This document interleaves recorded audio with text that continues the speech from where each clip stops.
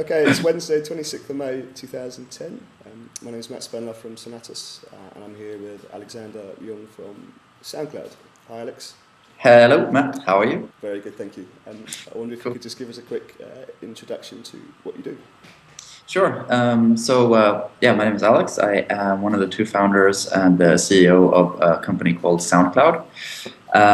We do an online audio platform at soundcloud.com, which is a little bit similar to what Flickr is for photographers, but for people who create with audio instead. So we have a community at soundcloud.com for different people that create music, where they can exchange ideas and work on them together. And then we have an underlying technology platform which integrates with a lot of different services across the web and also in people's desktops, so you can kind of have a connected experience of creating, promoting, and sharing music all across the world. One thing which is kind of interesting is that ever since sort of the beginning of the web, somehow there's been this promise of musicians across the world being able to connect and make music together. It's a very easy idea to say, like, oh wow, we'd have a bass player in Los Angeles, a drummer in Berlin, and they would make music together. And it's a really appealing idea, which a lot of people have tried to do in several different iterations. And so far, everybody has failed at it. Everybody has completely failed in trying to make that happen. And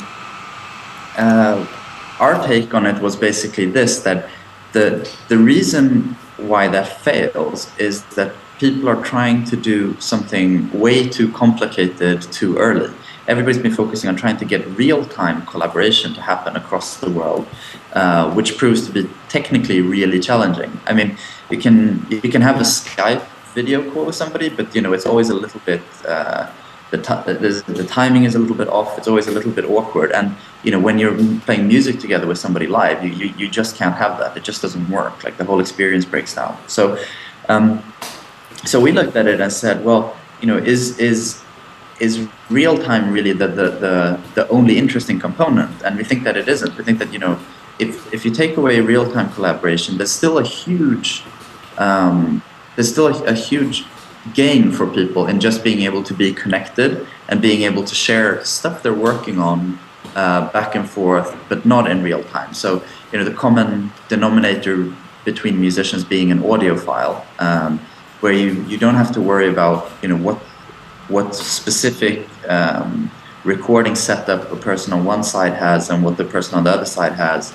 They don't have to collaborate in real time, but you can actually just send the rough mixes back and forth. And even with that kind of small increase, you have a huge, or with that small kind of feature, you get a huge increase in overall benefit for the musician. I think an analogy would be that, when the web came out, people didn't try to first replace writing letters to each other with Google Wave. You first did email, which was like a massive increase in productivity and what you can kind of do instead of normal letters. And then, like, today, people are experimenting with kind of more non-linear formats like Google Wave and stuff like that. So I think that the power of the web and being able to connect people is enormous, but it doesn't always have to look like people jamming together in real time.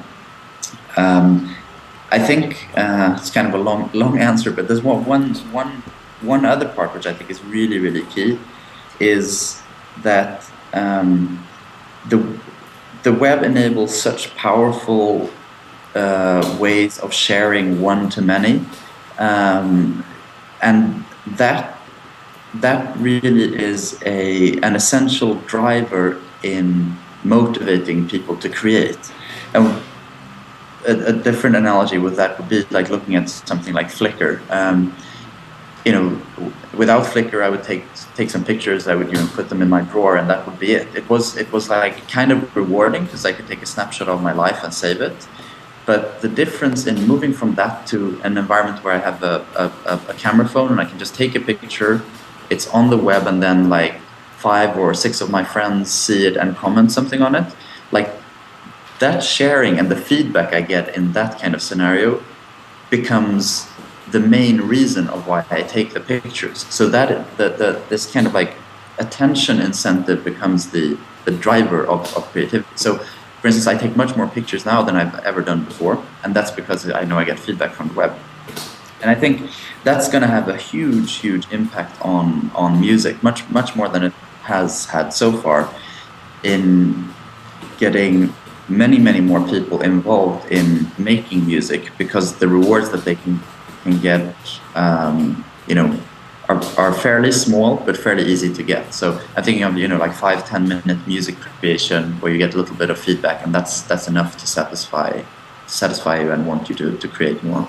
So I think that within music there's a huge boom waiting to happen in like overall creativity, like more people creating and more people creating more stuff than before.